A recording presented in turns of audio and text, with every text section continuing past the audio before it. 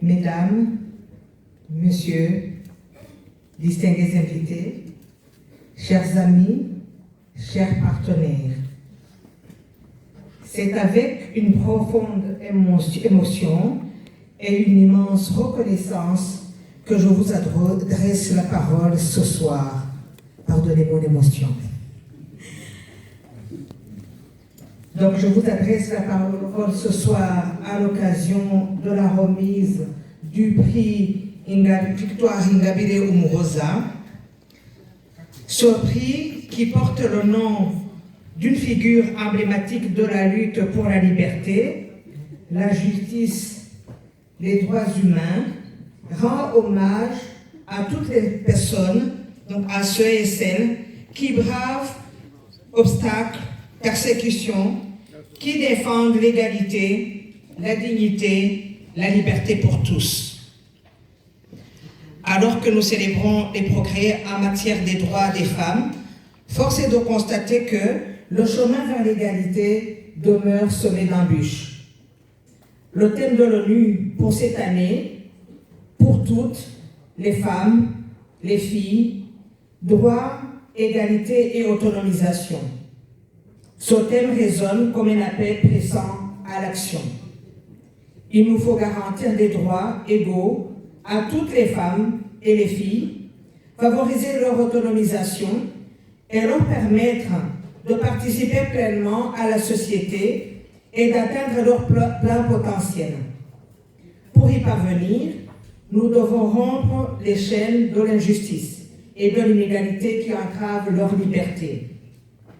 Cette 14e édition du prix Victoire Ingabire Umuhoza est placée sous le thème choisi par le Réseau international des femmes pour la démocratie et la paix, à savoir « Exigeons la dignité à la vie, dénonçons l'instrumentalisation de la femme ». Exigeons la dignité à la vie et dénonçons l'instrumentalisation de la femme. Trop souvent, la femme est instrumentalisée pour servir des intérêts politiques ou économiques, réduite au rôle de victime ou d'outil de propagande. Or, la femme doit être actrice de sa propre vie, libre de choisir son destin. Cette dignité fondamentale doit être exigée pour toutes, partout et sans exception. Je voudrais aujourd'hui évoquer la situation préoccupante des femmes parlementaires rwandaises. Au lieu de représenter pleinement le peuple, elles sont trop souvent contraintes au silence, à dissimuler leurs opinions ou à renoncer à défendre les causes qui leur tiennent à cœur. Cette situation est inacceptable.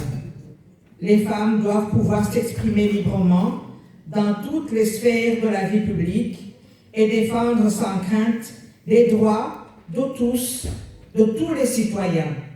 Elles ne doivent pas être de simples figures symboliques, mais de véritables leaders capables de faire entendre la voix de ceux qui les représentent.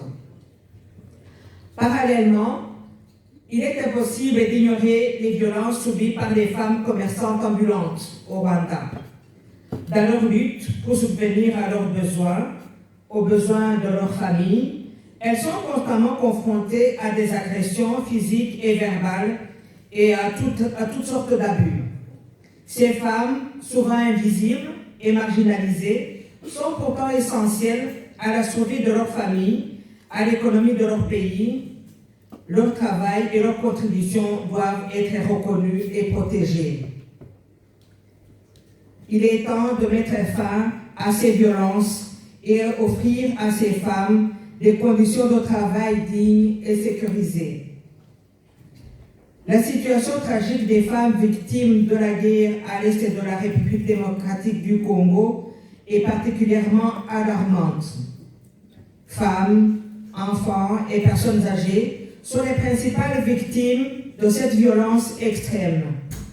Viols, massacres, déplacements forcés et destruction de leur foyer. Ces atrocités, confirmées par les rapports des organisations partenaires, présentes dans la région doivent être dénoncées et combattues sans relâche. Nous avons le devoir moral de soutenir ces femmes, de faire entendre leur voix, de veiller à ce que justice leur soit rendue. La guerre a trop duré. L'impunité doit cesser. Nous nous réjouissons des sanctions récemment prises par l'Union européenne contre le Rwanda en réponse à l'agression envers la RDC et aux violations des droits humains. Ces sanctions soulignent l'importance de la responsabilité et de la transparence dans la gouvernance. Elles constituent un message clair.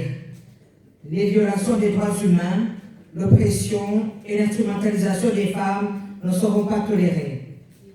C'est un signal fort en faveur de la justice et de la dignité pour toutes les populations de l'Est de la RDC et de la région des Grands Lacs africains.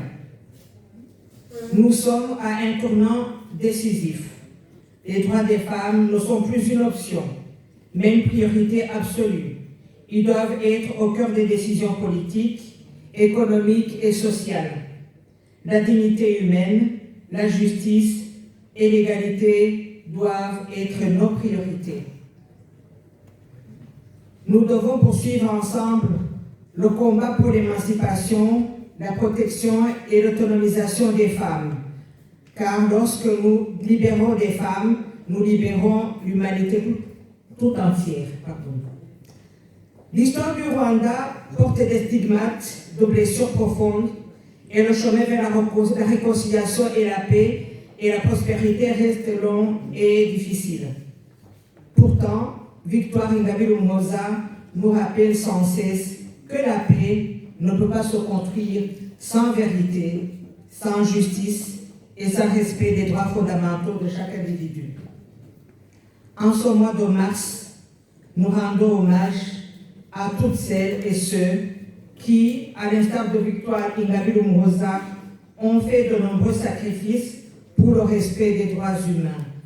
Son engagement témoigne que l'amour de son pays et la défense des idéaux démocratiques transcendent le confort et la sécurité personnelle. Nous saluons toutes celles et ceux qui luttent contre l'injustice et qui, malgré les difficultés, continuent de croire à un monde plus juste. Le chemin est long, mais ensemble, nous pouvons y parvenir. Pour honorer les victimes, avant que je termine, donc j'aimerais qu'on honore ensemble les victimes congolais et les réfugiés rwandais à l'est de la République démocratique du Congo. Donc je vais vous demander de vous lever pour observer une minute de silence en leur hommage.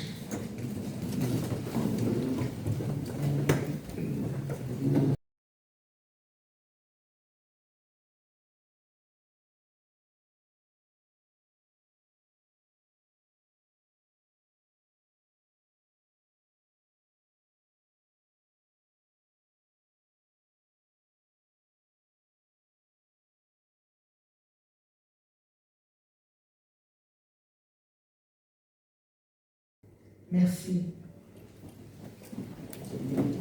Merci à vous toutes et tous pour votre engagement indéfectible. Ensemble, exigeons la dignité, la liberté et l'égalité pour toutes les femmes.